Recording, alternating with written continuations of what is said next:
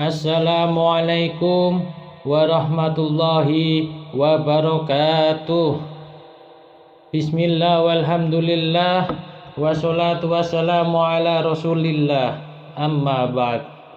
Syukur alhamdulillah kita bisa berjumpa kembali di hadapan Anda. Tentunya harapan dan doa saya semoga kita semua dan pemirsa setia channel ini selalu diberikan kesehatan, murah rezeki, dan selalu bahagia, serta hajat dan cita-citanya segera Allah kabulkan dalam waktu dekat ini. Amin amin ya rabbal alamin. Sahabat beriman yang dirahmati Allah subhanahu wa ta'ala, bifadli bismillah, ibadah istri ketagihan. Pada kesempatan kali ini saya akan membagikan sebuah amalan penambah prima seorang pria di atas ranjang, dan sekaligus amalan ini akan saya ijazahkan kepada siapapun, kepada suami khususnya yang ingin mengamalkan amalan ini. Amalan ini adalah ijazah yang umum bagi siapapun yang ingin mengamalkannya. Silahkan Anda tulis qabiltu di kolom komentar sebagai sambung sanad yang sangat penting dalam mengamalkan sebuah ilmu amalan. Baiklah sahabatku, terlebih dahulu akan saya ijazahkan amalan ini. Silakan Anda ikuti bacaan Fatihah ini dan prosesi ijazah ini. Ala hati niyah wa ala kulli niyatin sholihah. Ajastukum al-Fatihah. A'udzu billahi minasyaitonir rajim. Bismillahirrahmanirrahim. Alhamdulillahirabbil alamin. Ar-Rahmanir-Rahim. Maliki yaumiddin. Iyyaka na'budu wa iyyaka nasta'in. Ihdinas siratal mustaqim. Siratal ladzina an'amta 'alaihim ghairil maghdubi 'alaihim waladdallin. Amin. Alhamdulillah, saya halalkan amalan ini untuk Anda amalkan. Tujuan saya mengijazahkan amalan ini kepada Anda tidak lain dan tidak bukan karena Allah Ta'ala untuk beribadah, untuk memuaskan pasangan Anda. Karena ilmu jika tidak diamalkan itu bagaikan pohon yang tidak berbuah. Semoga amalan ini bermanfaat bagi Anda, bagi kita semua, bagi orang lain yang membutuhkan.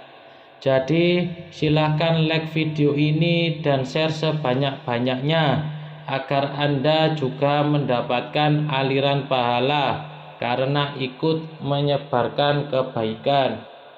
Sahabat beriman yang dirahmati Allah subhanahu wa ta'ala, agar lebih mantap lagi saya akan jelaskan terlebih dahulu secara singkat karena ini sangat penting dan cara pengamalannya sangat mudah.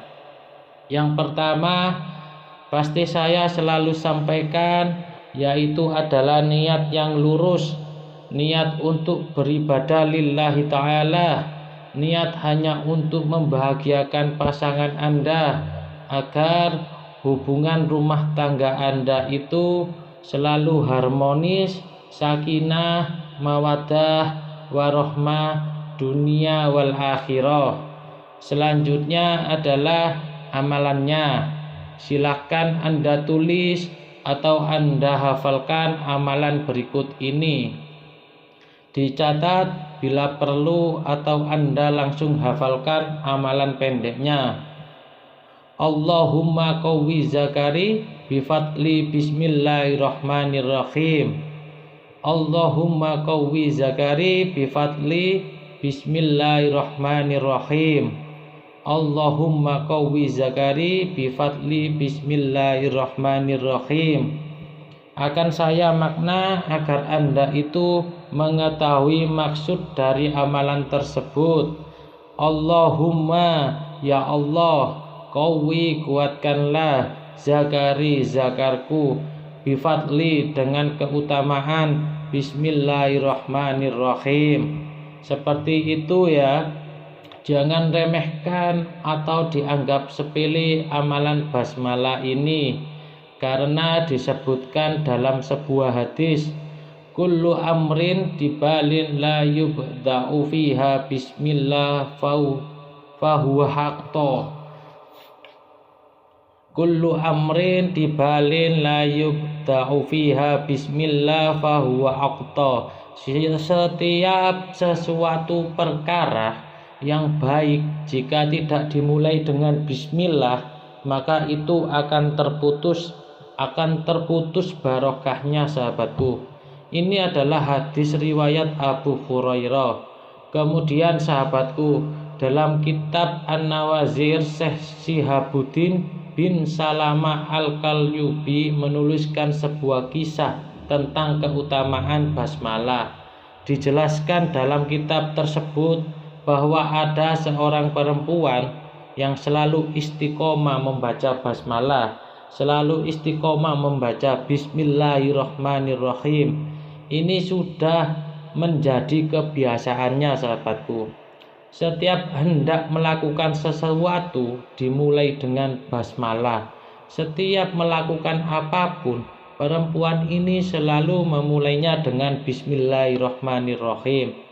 Nah, singkat cerita, perempuan ini ternyata memiliki seorang suami yang memiliki sifat buruk, yang memiliki karakter tabiat yang jelek. Gampangnya, memiliki suami yang jahat. Suatu ketika, si suami ini ingin menjebak dan mempermalukan istrinya, sahabatku. Suami ini sangat kasar pada istrinya. Suaminya itu selalu berkata kasar, berbuat kasar kepada istrinya. Namun si wanita ini, pengamal bismillah ini, itu sabar, sahabatku. Pada suatu hari, seperti yang saya sampaikan tadi, suami ini ingin menjebak istrinya, ingin memfitnah istrinya, ingin membuat istrinya itu malu. Si suami ini menitipkan dompet kepada istrinya. Hai istriku, ini dompet yang saya pegang ini. Silakan kamu ini simpan baik-baik. Simpan baik-baik dompet ini, kata si suaminya. Jangan sampai hilang. Kalau sampai hilang dompet yang aku titipkan padamu, aku akan siksa kamu, kata suaminya. Dengan patuh si istri itu mengambil dompet yang diberikan oleh suaminya tadi. Kemudian istrinya itu berjalan ke kamarnya, kemudian membuka lemari. Lalu dompet yang dititipkan suaminya itu ditaruh. Ketika membuka lemari, seperti kebiasaannya, apapun dia selalu membaca basmalah. Ketika membuka lemari, istrinya itu membaca bismillahirrahmanirrahim.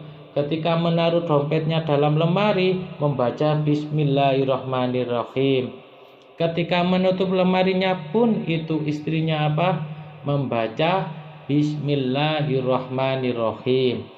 Namun ternyata, sahabatku, tanpa sepengetahuan wanita tersebut, suaminya itu mengintip dari lubang pintu di mana letak istrinya itu menyembunyikan dompetnya. Jadi suaminya ini tahu di mana istrinya menyimpan dompetnya. Namun istrinya itu tidak tahu kalau suaminya itu mengetahui.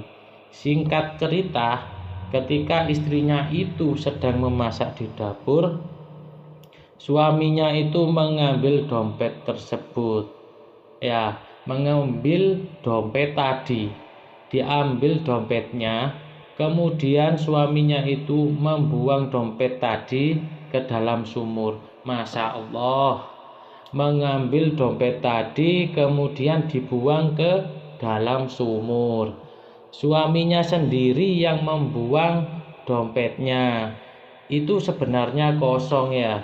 Maka dari itu sahabatku, singkat cerita setelah 3 hari kemudian, suaminya ini pura-pura tidak tahu dan memanggil istrinya.